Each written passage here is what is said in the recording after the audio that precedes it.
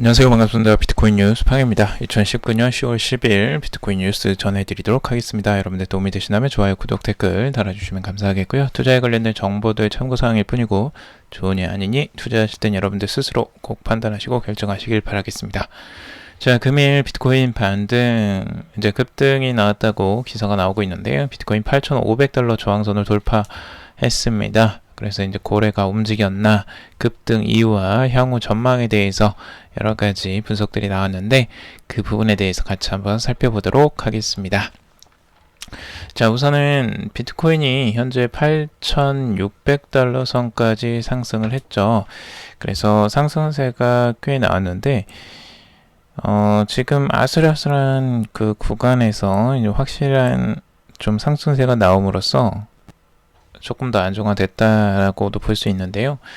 이렇게 이제 급등이 나왔던 이유가 여러 가지 분석이 있습니다. 우선은 첫 번째는요, 그 이유로 보는 게 지금 미국 연방준비제도 연준 의장 제롬 파월이 지금 그 보유자산 매입을 재개하겠다라고 했습니다. 그래서 양적 완화 확대를 결정한 점이 주요적이었다고 하는데, 장기적으로는 그 단기 자금 시장 안정을 위해서 그 국채 매입을 재개하겠다라고 밝혔습니다. 이는 뭐 경기 부양을 위한 양적 완화는 아니고 단기 국채 매입에 집중될 것이다 라고 이제 강조를 하기도 했는데요. 뭐 양적 완화죠. 결국에는 국채 매입을 한다는 것 자체가 양적 완화를 하는 부분에 조금 더 포커스를 맞추는 것 같고, 이렇게 하는 이유는 결국에는 그 경기가 실제적으로 이제 좀 부양을 해야 되겠다라는 생각에서 하는 것 같아요. 그리고 이제 트럼프가 워낙 또 그 금리 인하에 대한 압박을 계속 주고 있는데, 계속 금리 인하를 추가적으로 하기에는 또 어렵다고 느꼈던 것 같기도 하고요. 그래서 금리 인하보다는 이제 보유 자산을 매입을 재개하는 쪽으로 지금 발표를 한 것 같은데, 한번 지켜봐야죠. 금리 인하를 꽤 지금도 했기 때문에 0.5% 정도를 또 금리 인하를 해왔었고, 이 부분이 이제 그 비트코인에도 이제 영향을 미친다라고 생각을 하는 것 같아요. 전반적으로 시장에 이제 양적 완화에 대한 그 긍정적인 시그널이 시장 자체의 긍정적인 시그널로 이제 받아들여지는 거고, 이 자체가 비트코인에 대해서도 호재로 작용을 하고 있다라는 분석이고요.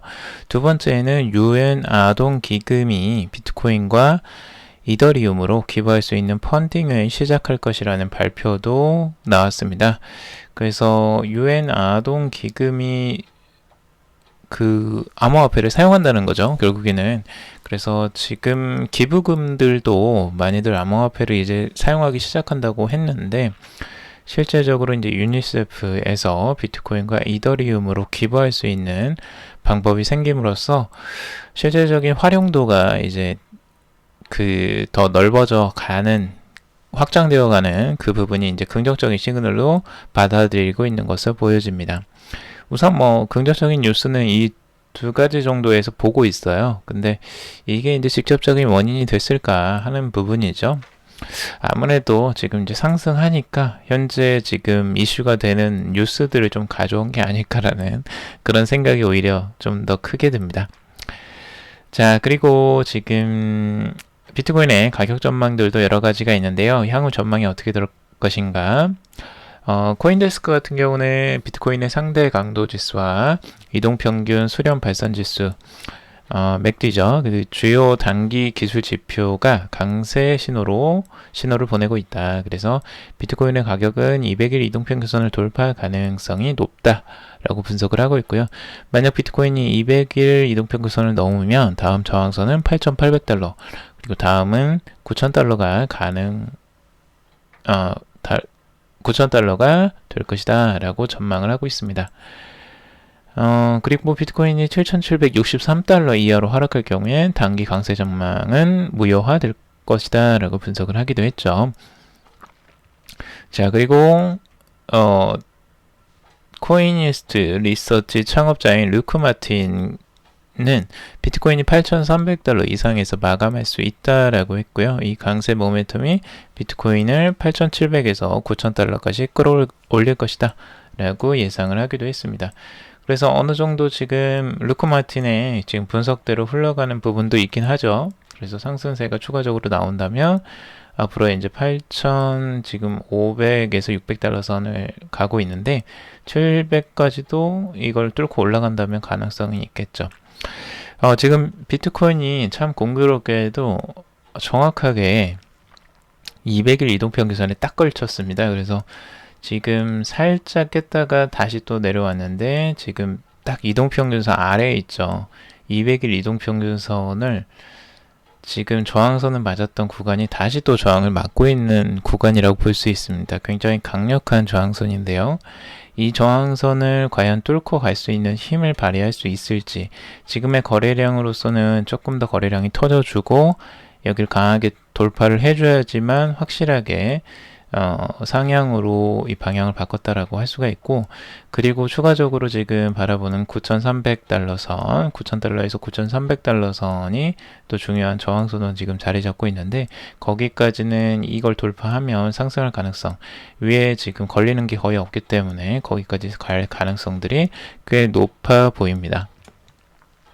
그래서 지금 관건은 이 200일 이평선이 아닐까 개인적으로 생각을 해보고요. 절묘하게 지금 딱 걸려있죠. 자, 그리고 이더리움도 지금 덩달아서 다른 알트코인들도 추가적으로 대부분 상승세로 돌아서고 있습니다. 비트코인은 결국엔 다 따라가죠. 그래서 지금 193달러 선 정도 위치해 있는데요. 52평선, 52MA 선을 이제 돌파하고 위쪽으로 지금 상승하는 흐름들을 보여주고 있습니다.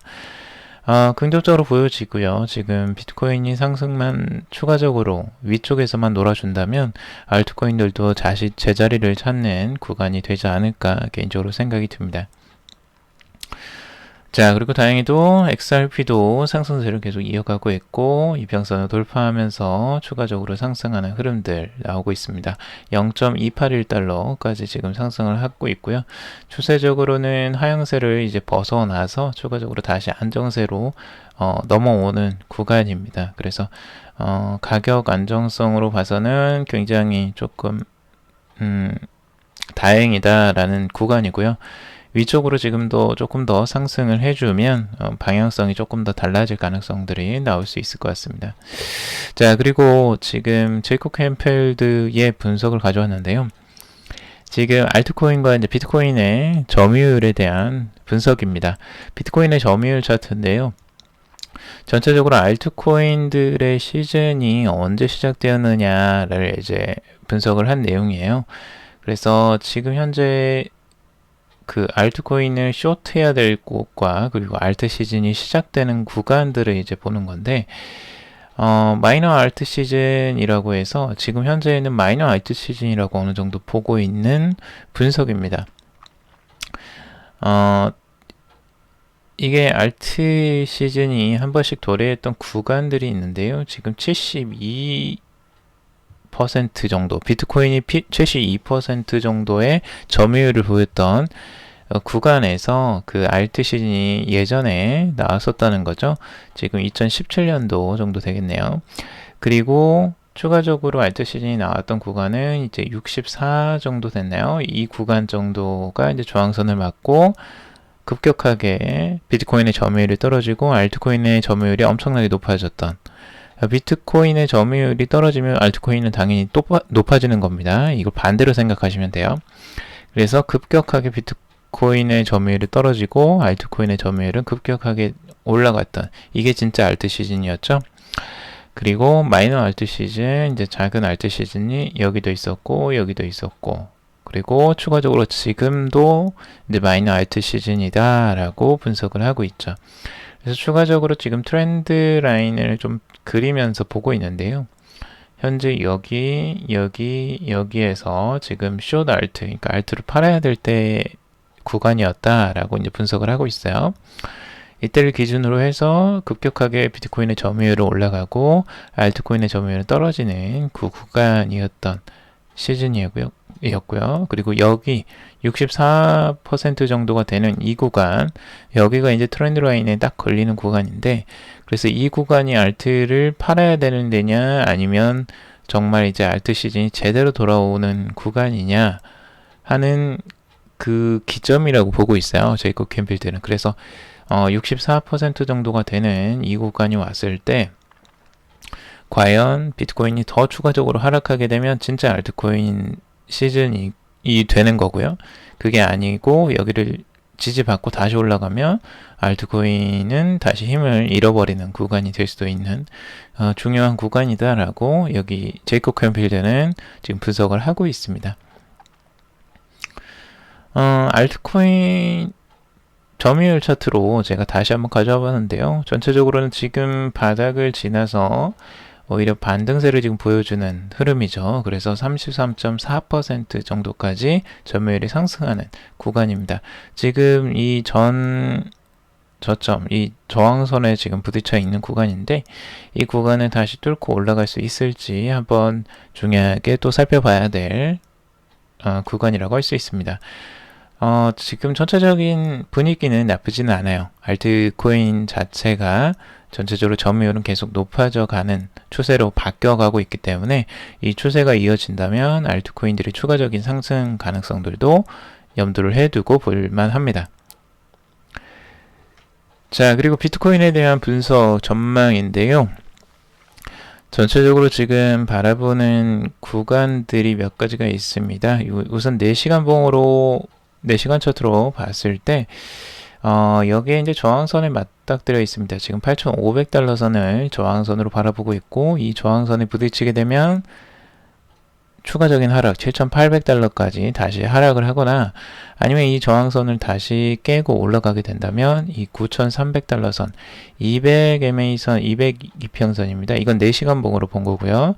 그래서 9,300달러 선까지 상승할 가능성들이 첫 번째 열려 있다고 보고, 그 다음에 9,770달러 선까지도 바라볼 수 있다. 만약 그 이평선을 뚫고 올라가게 된다면 9,770달러까지도 볼 수 있다라고 하는 트레이딩 샷의 이제 분석입니다.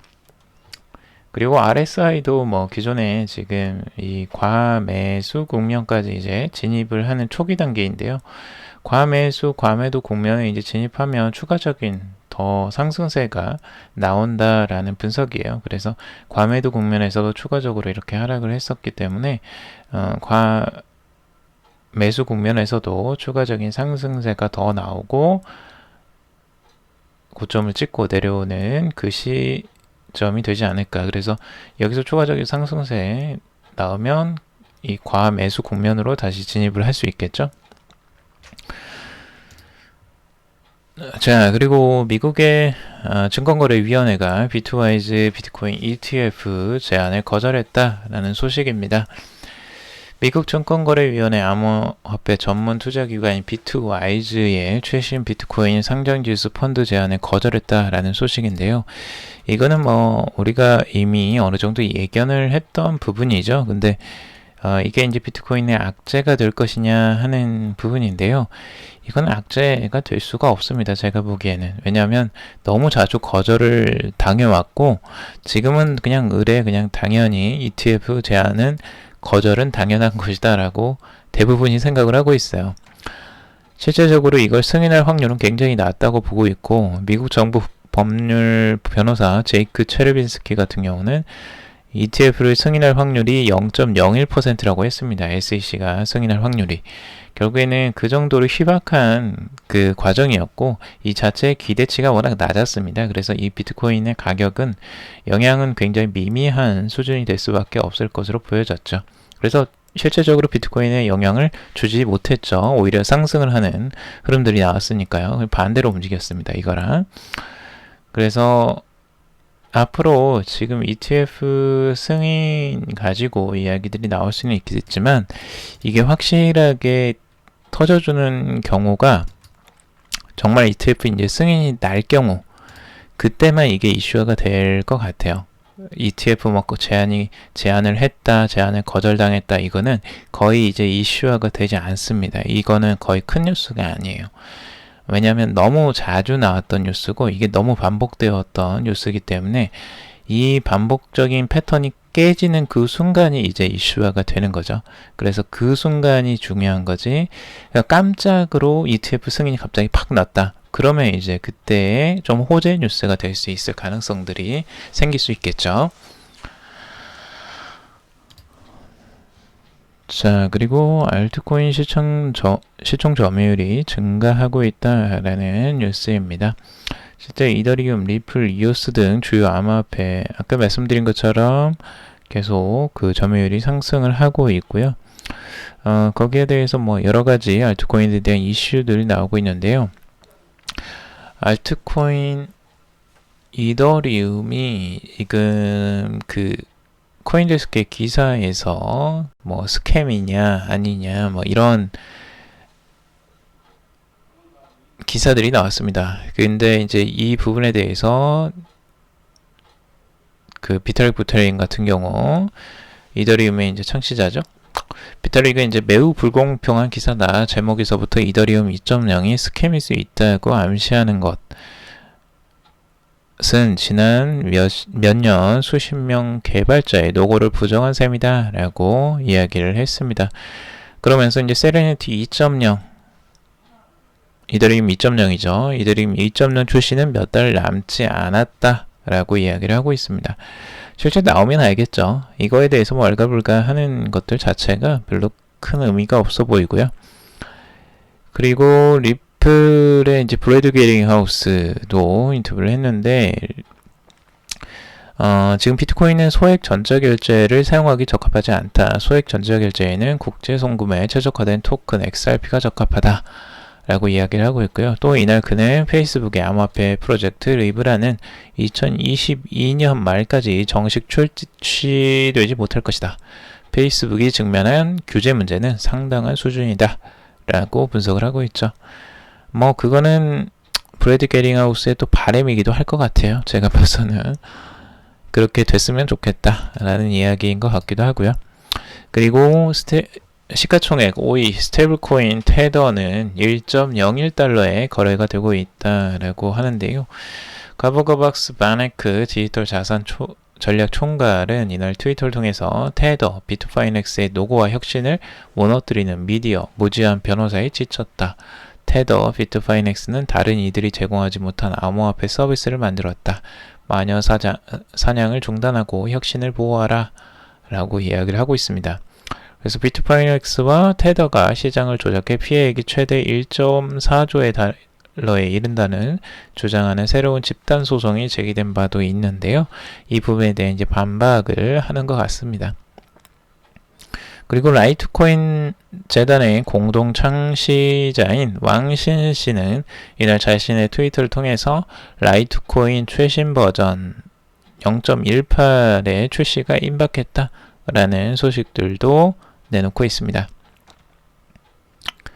자, 그리고 이오스 소식도 있는데요. 이오스 개발사 블록원이 최근 공식 채널을 통해서 EOS.io 버전 2.0을 릴리즈했다라고 공지를 하고 있습니다. 해당 공지에 따르면 이번 업데이트는 개발자들을 위해 설계했으며 EOS.io의 속도, 편의성, 보안을 중점적으로 개선했다라는 소식입니다. 자, 그리고 브래드 게링하우스, 리플은 20조 달러 규모의 문제를 해결하고 있다라고 인터뷰를 했다라는 내용인데요. 지금 리플의 CEO인 브래드 게링하우스가 리플은 10,000개가 넘는 은행 및 금융기관이 이용 중인 국제결제 네트워크 스위프트에 대항하고 있으며 XRP에 대해서 비트코인은 개선 버전이라고 강조하고 있다라고 합니다. 여기서 이제 중요하게 바라보는 게 매년 20조 달러가 국경을 넘고 있습니다. 하지만 여전히 느리고 비싸며 오류가 생기고 있고 이는 저에게 전형적인 골리앗에 대항하는 다윗의 싸움이라고 말할 수 있습니다. 많은 금융인들은 스위프트에 대해 혹평하고 크게 좌절했으며 고객들은 스위프트를 좋아하지 않습니다. 저희는 기술을 통해 이러한 문제를 해결하는 데 큰 도움이 될 것이라고 생각했습니다. 라고 하고 있죠. 뭐 새로운 기술이고 그리고 빠른 전송이 가능하기 때문에 이런 또 자신감 있는 이야기들을 또 할 수 있는 거겠죠. 그리고 스위프트가 지금 이제 경쟁사라고 칭했던 그 회사 중에 리플도 지금 들어가 있습니다. 리플이 가장 강하죠. 지금 현재로서는 스위프트의 굉장히 가장 또 큰 경쟁자가 돼버렸죠. 그러니까 참 재미있는 거예요. 그렇게 엄청난 골리앗으로 생각되는 매년 20조 달러 가까이를 송금하고 있는 이 스위프트라는 곳이 이 작은 기업, 아주 작게 시작했던 리플이라는 그 기업의 위협감을 느끼고 있고, 그거에 대해서 대항하기 위해서 지금 기술 개발을 하고 있다는 것 자체가 시대가 많이 바뀌었다라는 걸 증명하고 있습니다. 그만큼 새로운 이런 주자들이 많이 나왔으면 좋겠고요. 지금까지는 뭐 송금하려면 뭐 3, 4일, 며칠이 걸렸잖아요. 실제 해외 송금이 그렇게 오래 걸릴 이유가 없는 거죠. 지금 이렇게 IT가 발달한 그 시대에서요. 그 자체가 말이 안 되는 거였고, 그걸 지금 바꿔가는 과정이기 때문에 저는 뭐 리플이나 뭐 이런 것들 다 좋다고 봅니다. 다 좋은 대안들이 많이 나올수록 좋은 거죠. 사용자들은 편리하게 송금을 할 수가 있고 대안들이 많이 나오는 거니까요. 그리고 더 저렴하게 보낼 수가 있으니까요. 자, 그리고 마크 주커버그가 지금 리브라 청문회에 선다라는 소식입니다. 지금 페이스북 CEO인 마크 주커버그가 페이스북이 추진하는 스테이블 코인 리브라 프로젝트에 대한 청문회 자리에 참석할 예정이라고 하는데요. 오늘은 10월 23일에 열리는 청문회에 참석해 증언할 것이다 라고 금융위원회 위원장인 맥스 워터스가 밝혔다고 합니다. 워터스 위원장은 지난 9월 다른 국회의원들과 달리 리브라와 칼리브라에 대한 프로젝트를 중단할 것을 요청하는 서한을 페이스북의 주요 인사에게 보낸 바가 있습니다. 강력하게 지금 리브라를 중단시키라는 이야기들을 하고 있고, 이 부분에 대해서 지금 직접적으로 이제 마크 주커버그가 나서지 않으면 안 되는 상황까지 이제 가고 있는 거죠. 그래서 지금 예전에도 청문회를 한번 나왔던 마크 주커버그인데, 과연 이번에는 어떻게 또 대처를 할지, 이걸 어떻게 또 이 장벽을 어떻게 넘어갈지 참 궁금해집니다. 또 한번 이슈화가 많이 될 것 같은데 그때를 한번 기다려 보겠습니다. 자, 그리고 바이낸스에서 알리페이와 위챗을 통해서 법정화폐로 암호화폐를 사고 판다라는 기사입니다. 지금 자오창펑이 바이낸스 CEO인데요. 트위터를 통해서 바이낸스가 알리페이와 위챗을 통해 법정 화폐를 받는다라는 소식을 알렸습니다. 바이낸스와 위챗 또는 알리페이와 직접 협력하는 것은 아니라고 선을 그었는데요. 그러니까 협력 자체가 아니고 그냥 위챗이나 알리페이를 이용하는 것 뿐인 것 같습니다. 지금 봐서는. 근데 이제 알리페이와 위챗은 이제 중국에서 가장 많이 쓰이는 결제 수단인데요. 이 기사를 보면 중국 내에서는 여전히 바이낸스의 서비스를 이용할 수 없다는 것으로 나와 있어요. 자, 그럼 이걸 어떻게 이용하는 것일까? 제가 보기에는 이제 중국 자체의 인터넷이 아니라 그 이외에 뭐 VPN이나 다른 쪽을 통해서 이걸 이용하지 않을까. 중국 내에서도 뭐 VPN 같은 것들을 이용해서 유튜브를 보고 뭐 이런다고 하더라고요, 실제로. 그러니까 아무래도 그런 부분, 그러니까 중국 이외의 또 나라에서 사는 사람들도 뭐 위챗이나 알리페이를 또 사용하기도 할 테니까요. 그렇게 해서 결제가 일어나지 않을까 개인적으로 생각이 드는데, 글쎄요, 이게 어떤 식으로 저도 위챗이나 알리페이가 사용되는지는 정확하게 그 프로세스를 모르기 때문에 혹시 아시는 분이 있으면 그분에 대한 또 추가적인 정보 같이 공유해 주시면 감사하겠습니다. 아무튼 이럼으로써 조금 더 지금 추가적인 바이낸스에서 실제 법정화폐로 암호화폐를 사고 팔 수 있게 되는 길들이 많이 열리고 있다라는 소식인 것 같습니다. 자, 오늘 여기까지 정리를 해봤습니다. 여러분들 도움이 되셨길 바라고요. 도움이 되셨다면 좋아요, 구독, 댓글 달아주시면 감사하겠습니다. 투자에 관련된 정보들 참고사항일 뿐이고 좋으니 아니니 투자하실 때 여러분들 스스로 꼭 판단하시고 결정하시길 바라겠습니다. 금일 방송 들어주셔서 정말 감사합니다.